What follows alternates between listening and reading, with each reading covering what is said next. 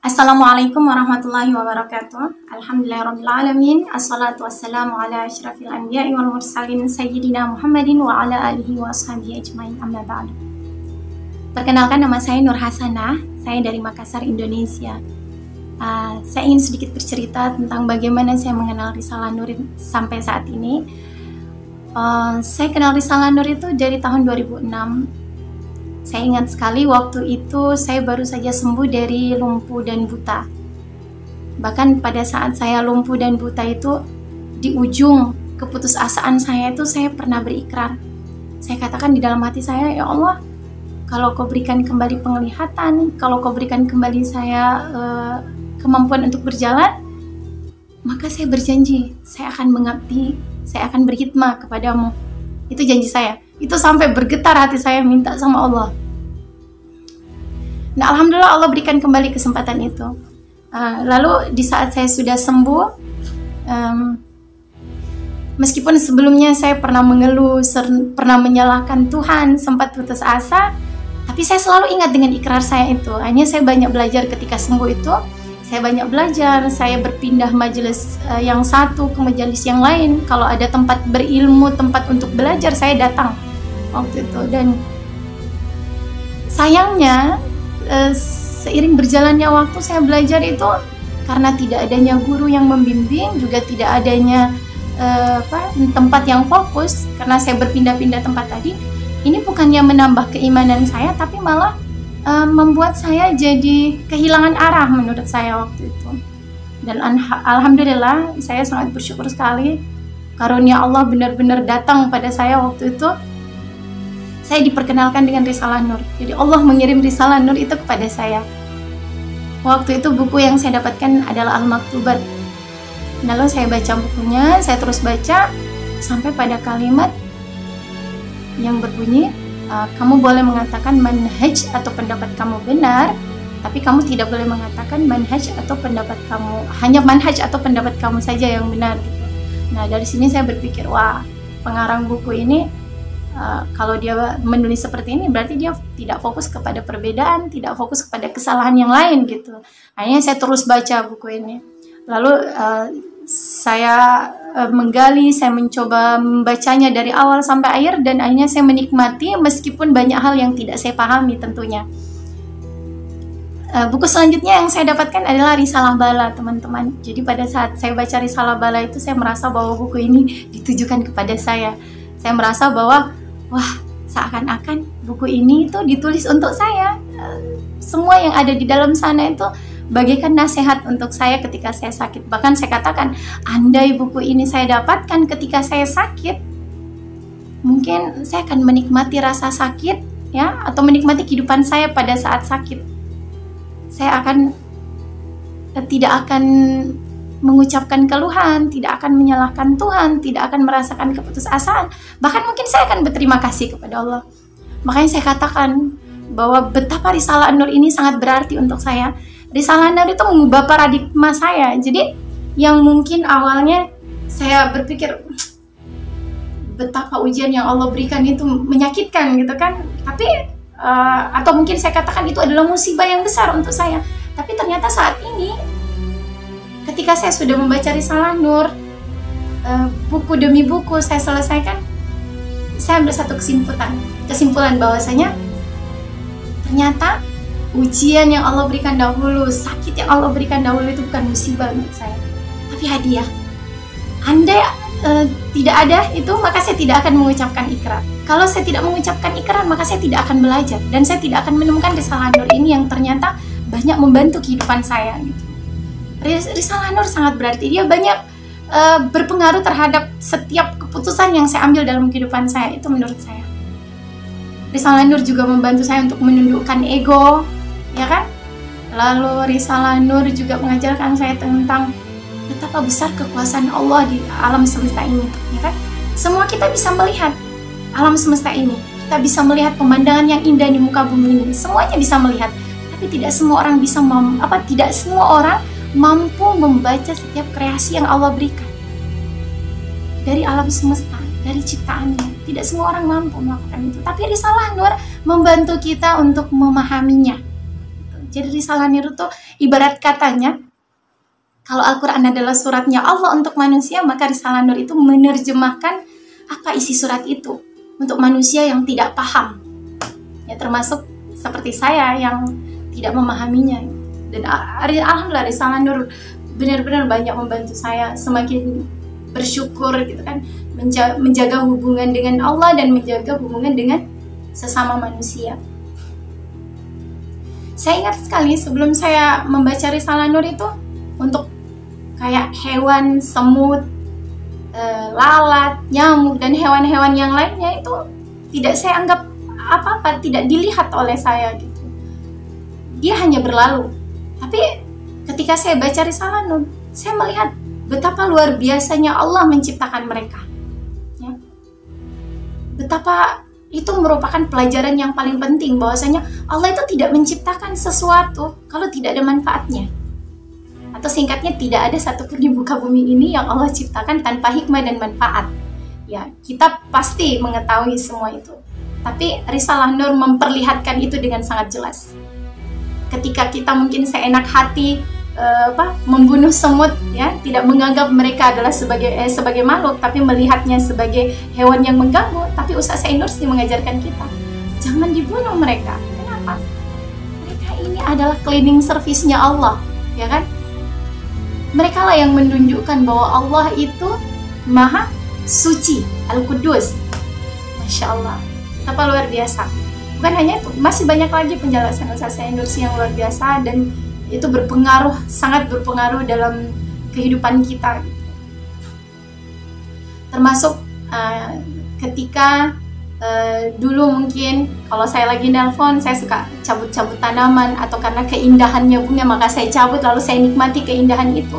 Tapi setelah saya mengenal Risalah Nur, saya bahkan tidak berani untuk memotek-motek tanaman itu. Kenapa? Karena Ustadz bilang segala sesuatu itu bertasbih kepada Allah. Sekarang pertanyaannya, ketika saya memotong tanaman itu, menghentikan tasbihnya, bisakah saya menggantikan tasbihnya dia? Bisa enggak saya menggantikan tasbih? Saya tidak yakin saya mampu melakukan itu. Makanya, ya, banyak hal yang saya pelajari di sana, dan saya yakin orang-orang yang membacanya juga merasakan hal yang sama. Ketika baca mesti kita tasbih. Sesuatu yang tidak pernah kita bayangkan sebelumnya, tapi kita lihat dalam kehidupan sehari-hari. Ketika baca Risalah Nur, kita akan melihat, wah, benar-benar ini mukjizat ilahi, hanya Allah yang mampu melakukannya. Padahal tadinya kita melihat itu hanya sebagai sesuatu yang biasa saja. Gitu. Pesan saya terakhir untuk teman-teman yang baca, jangan merasa sedih, jangan putus asa kalau ketika membaca Risalah Nur itu kita tidak paham, tidak mengerti. Yakinlah bahwa pemahaman itu dari Allah Subhanahu wa Ta'ala, dan Allah akan memberikan sesuai dengan kebutuhan kita. Jadi baca Risalah Nur karena kebutuhan, insya Allah Allah akan berikan pemahaman. Kata Ustaz Said Nursi juga, ridolah dengan apa yang kamu pahami, dan tambahlah pemahaman itu dengan istiqomah membaca. Jadi ya, teruslah membaca. Mungkin hanya ini yang bisa saya sampaikan. Terima kasih. Assalamualaikum warahmatullahi wabarakatuh. Bismillahirrahmanirrahim. Alhamdulillah wassalatu wassalamu ala Rasulillah, amma ba'd. Ayyuhal afadil, assalamualaikum warahmatullahi wabarakatuh. Rasailun Nur, wa ma adraka ma rasailun Nur. Fiha hikmah wa mau'izah wa nur wa asbabul hidayah wa yani nurul Quran, wa fihi ulumul Quran, wa fihi asya' kathira tuniru al-uqul السليمة وتخاطب القلب والعقل مع بعض.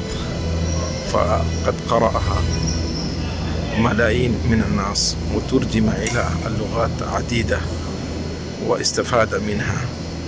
فأدعو الله العلي القدير أن يتقبل هذه الأعمال الجبارة من العلامة بديع الزمان سيد النورسي رحمه الله رحمة واسعة، ويجعل هذه الرسائل أسباب الهداية لآلاف والملايين من البشر.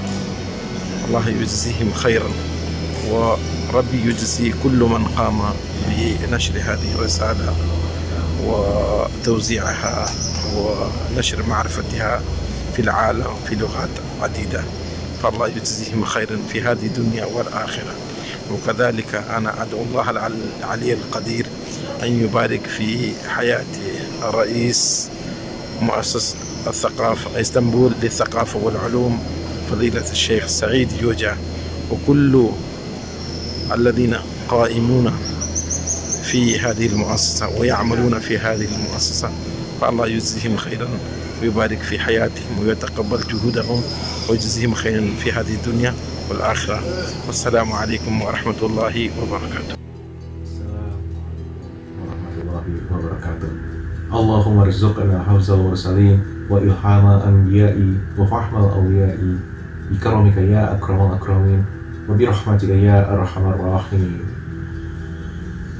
Pada kesempatan kali ini saya mendapat amanah untuk bercerita sedikit tentang Ustadz kita Imam Said Nursi yang akan kita bahas berkaitan dengan hal beliau.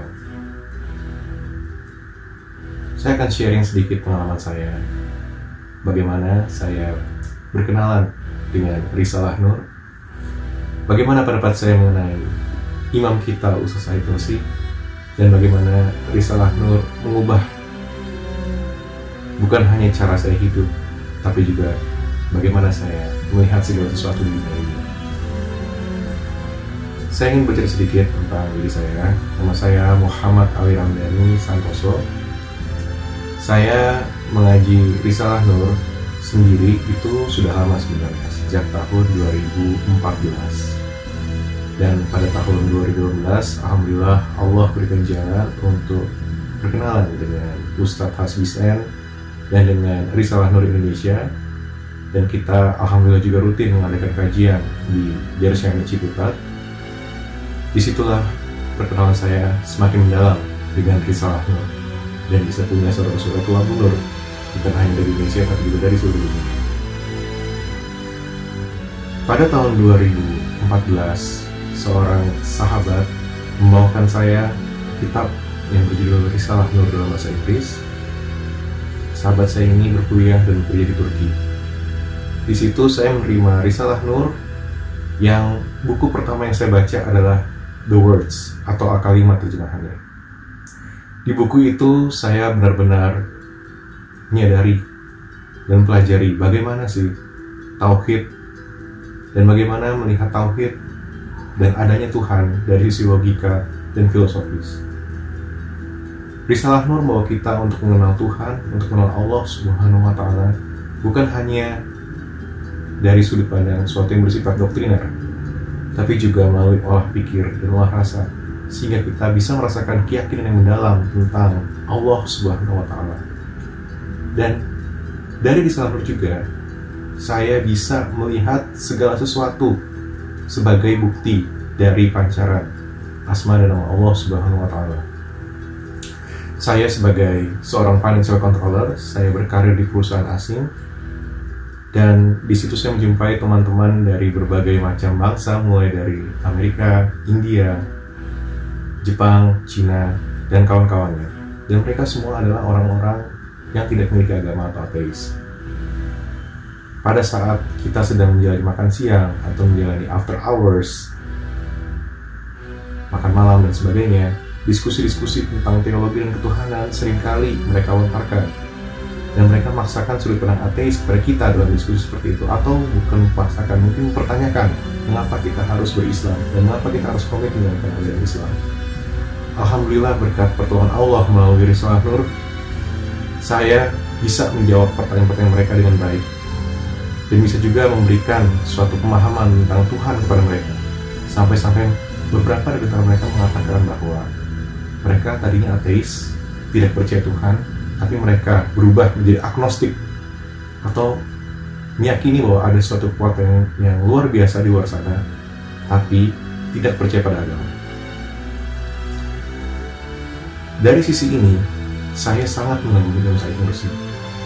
Dan ketika saya mempelajari biografi beliau, saya mendapati bahwa beliau, Masya Allah, bukan hanya seorang ulama, seorang teolog, tapi juga seorang mujahid, seorang pembaharu, seorang yang bawa pemahaman baru dalam Islam di abad 21 ini. Dan saya bersyukur bisa mengenal beliau. Kalau kita bandingkan dengan perjalanan dalam dunia Islam ini, tidak banyak seorang ulama yang menguasai semua bidang ilmu dalam agama Islam, sekaligus seorang mujahidin yang berjuang melawan hegemoni kaum kafir. Pada diri Imam Said Nursi terpancar itu semua. Dan saya yakin bahwa Risalah Nur adalah ilham yang Allah berikan kepada beliau, kepada Imam Said Nursi. Dan seperti hadis Nabi SAW bahwa setiap 100 tahun sekali akan muncul mujadid atau pembaharu agama dalam Islam, beliau adalah salah satu dari mujadid tersebut.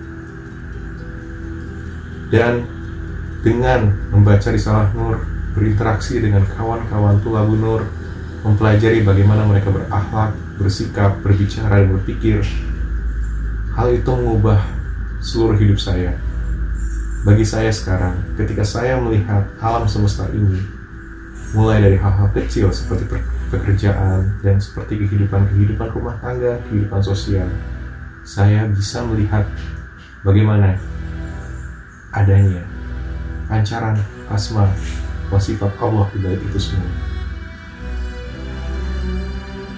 Mungkin demikian yang saya sampaikan dari saudaramu dan Thulabun Nur dari Indonesia. Assalamualaikum warahmatullahi wabarakatuh. Assalamualaikum warahmatullahi wabarakatuh. Alhamdulillahi rabbil alamin. Wassalatu wassalamu ala sayyidil mursalin wa ala alihi wa ashabihi ajma'in. Amma ba'd. আজ থেকে 61 বছর আগে 1960 সালের 23 মার্চ তুরস্কের বিখ্যাত ইসলামী চিন্তাবিদ, দার্শনিক ও মুজাদ্দিদ বদিউজ্জামান সাঈদ নুরসি রাহিমাহুল্লাহ ইন্তেকাল করেছে। তার ইন্তেকালের পর 7 বছর অতিক্রান্ত হলেও এখনও বদিউজ্জামান সাঈদ নুরসির জীবনী এবং তার অনন্য তাফসীর গ্রন্থ রাসাইল নূর আমাদের জন্য অত্যন্ত প্রাসঙ্গিক। এই বিষয়ে আমি খুব সংক্ষেপে দুই একটি কথা বলতে চাই। আমরা জানি বদিউজ্জামান সাঈদ নুরসি 1877 সালে তুরস্কের উত্তরাঞ্চলীয় একটি গ্রাম নুস গ্রামে জন্মগ্রহণ করেন এবং এরপরে সেখানে মক্তবে এবং স্থানীয় যে ইসলামী শিক্ষা প্রতিষ্ঠান সেগুলিতে তিনি অধ্যয়ন করেন। তিনি অত্যন্ত প্রখর মেধা এবং স্মরণ শক্তির অধিকারী ছিলেন। তিনি 90টি কিতাব মুখস্থ করেন এবং সেই কালের রেওয়াজ অনুসারে তিনি বড় বড় আলেমদের সাথে মুনাজারায় অবতীর্ণ হন এবং সেগুলিতে তিনি বিজয়ী হওয়ার কারণে দিক দিগন্তে তার সুখ্যাতি ছড়িয়ে পড়ে। 1897 সালে বদিউজ্জামান সাঈদ নুরসি ভ্যান শহরে আসেন এবং সেখানে তিনি সমাজ বিজ্ঞান ও প্রকৃতি বিজ্ঞানের নানা বিষয় অধ্যয়ন করেন। তার উৎপত্তি এতটা অর্জন করেন যে তিনি সে সমস্ত বিষয়ে গ্রন্থ রচনার যোগ্যতা অর্জন করেন। তারপর হঠাৎ একদিন তিনি শুনতে পান ইংল্যান্ডের মিনিস্টার অফ কলোনিজ মিস্টার গ্লাডস্টোন বলেছেন যে মুসলমানদের হাতে যতদিন কোরআন থাকবে, যতদিন আমরা মুসলমানদেরকে কোরআন থেকে বিচ্ছিন্ন করতে না পারব, ততদিন মুসলমানদেরকে আমরা ভালোভাবে শাসন করতে পারব না। এই বিষয়টি শোনার পর বদিউজ্জামান সাঈদ নুরসি প্রতিজ্ঞা করেন যে তিনি কোরআনকে একটি দেদীপ্যমান সূর্য হিসেবে প্রমাণ করবেন, যা কখনো নির্বাপিত হওয়ার নয়। তারপর তিনি 1907 সালে ইস্তাম্বুলে আগমন করেন এবং ইসলামী বিশ্ববিদ্যালয় প্রতিষ্ঠার প্রকল্প গ্রহণ করেন, যেটি আল আজহার বিশ্ববিদ্যালয়ের আদলে গড়ে তোলা হবে। কিন্তু 1914 সালে প্রথম বিশ্বযুদ্ধ শুরু হলে সেই পরিকল্পনা বাস্তবায়ন করা সম্ভব হয়নি। মাতৃভূমির জন্য বদিউজ্জামান সাঈদ নুরসি বিশ্বযুদ্ধে অংশগ্রহণ করেন এবং তিনি রুশ বাহিনীর হাতে বন্দী হন। তারপর সেখান থেকে মুক্তি পাওয়ার পর দেখেন তুরস্কে অনেক বড় পরিবর্তন সাধিত হয়েছে, সালতানাত বিলুপ্ত হয়েছে এবং তুর্কির খেলাফত, তুরস্কের যে ইসলামিক খেলাফত সেটি অবলুপ্ত করা হয়েছে। তুরস্কের ইউরোপমুখী যাত্রা শুরু হয়েছে, আলট্রা সেকুলারিজম তুরস্কে প্রবর্তন করা হয়েছে, আরবি ভাষায় আজান দেওয়া, কোরআন অধ্যয়ন সবকিছুই নিষিদ্ধ করা হয়েছে। তখন বদিউজ্জামান সাঈদ নুরসি তুরস্কের মুসলমানদের ঈমান রক্ষার তাগিদে তিনি সাঈদ আল জাদিদ, নতুন সাঈদের জীবন শুরু করেন এবং তিনি এর আগে আরবি ভাষায় রচনা করতেন, কিন্তু এরপর তিনি তুর্কি ভাষায় গ্রন্থ রচনায় মনোনিবেশ করেন। যদিও বদিউজ্জামান সাঈদ নুরসির সাথে রাজনীতির ন্যূনতম সম্পর্ক ছিল না, তারপরও তাকে নির্বাসন, কারাগার এবং আদালতের বারান্দায় ঘোরাঘুরি করতে হয়েছে।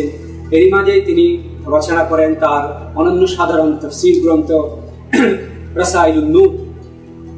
এই গ্রন্থে তিনি ঈমানকে নতুনভাবে উপস্থাপন করেছেন এবং সেই উপস্থাপন করতে গিয়ে তিনি সে সময়ের যে কালাম শাস্ত্রবিজ্ঞানের যে জটিল পদ্ধতি সেটি পরিহার করে আল কোরআনে আল্লাহ তাআলা যেভাবেই ঈমানের দাওয়াত উপস্থাপন করেছেন বদিউজ্জামান সাঈদ নুরসি সেটিকে গ্রহণ করেছেন।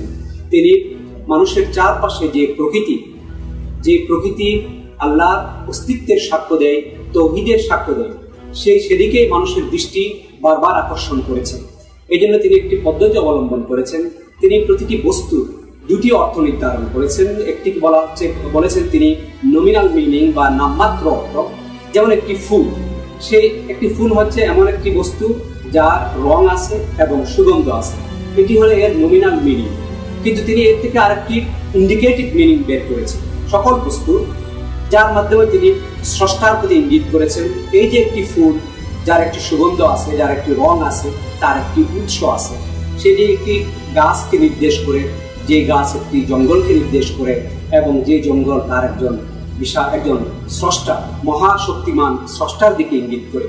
এভাবে তিনি মানুষের চারপাশে যে বস্তু নিচয় সেগুলোর ইঙ্গিতে, সেগুলো যে একজন মহান স্রষ্টার প্রতি ইঙ্গিত করে, যেই পদ্ধতিতে আল্লাহ তাআলা কোরআনে তাওহীদের দাওয়াত দিয়েছেন, মানুষকে তাওহীদের দিকে আহ্বান করেছেন, একই পদ্ধতিতে বদিউজ্জামান সাঈদ নুরসি নতুনভাবে ঈমান উপস্থাপন করেছেন।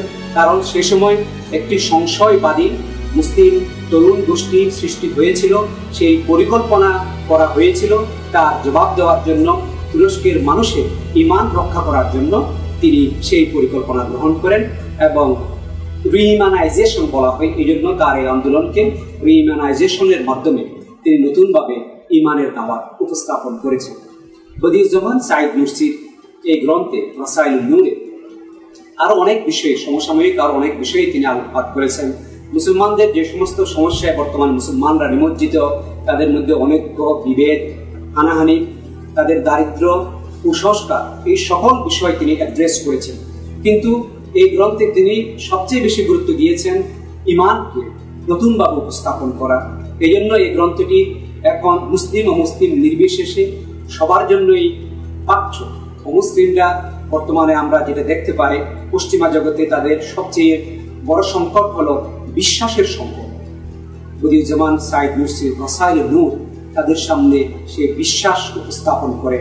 আর আমরা যারা মুসলমান, আমরা যারা বংশজাত ঈমান এর সাথে পরিচিত, আমাদের সামনে অভিজ্ঞতাজাত এবং অধ্যয়নজাত ঈমান উপস্থাপন করে বদিউজ্জামান সাঈদ নুরসি রাসাইলুন নূর।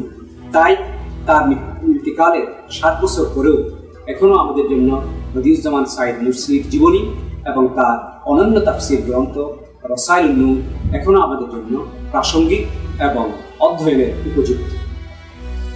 সংক্ষেপে এতটুকু বলে আমি বদিউজ্জামান সাঈদ নুরসির স্মৃতির প্রতি শ্রদ্ধা নিবেদন করে আমার আলোচনা সমাপ্ত করছি। ওয়া আখিরু দাওয়ানা আলহামদুলিল্লাহ।